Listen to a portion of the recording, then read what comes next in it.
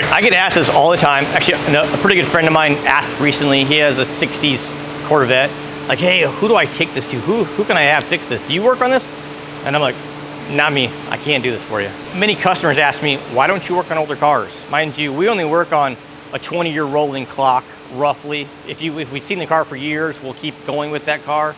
But if you have a 1999 whatever, we're not gonna take it in if we've never seen it before. And why? Let's talk about why. Old cars have weird problems that we're not gonna find fast. Sometimes when we find the problem, then we can't even get the right part for it, or we can only get cheap, crappy parts, right? Well, that makes us look bad. We don't wanna do that. The other big scenario here is, let's say we find the part and you think your car is a nice, clean car. It's shiny, the carpets are vacuumed, it looks good, nice interior.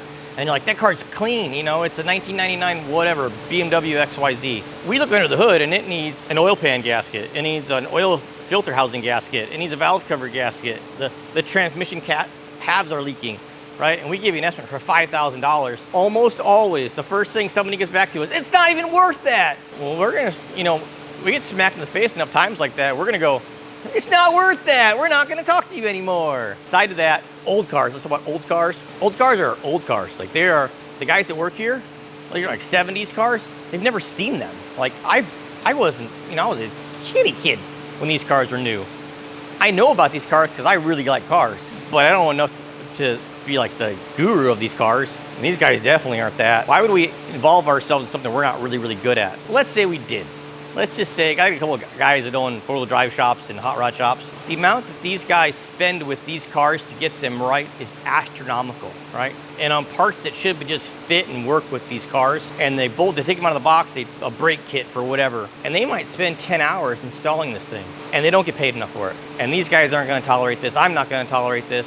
The customer's not gonna tolerate it when your $1,000 brake kit just costs $4,000 to install.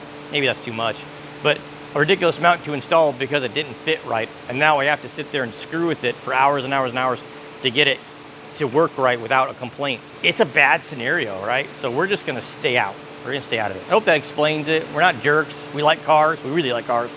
But we're just not gonna do things that aren't good for us and ultimately not good for you either.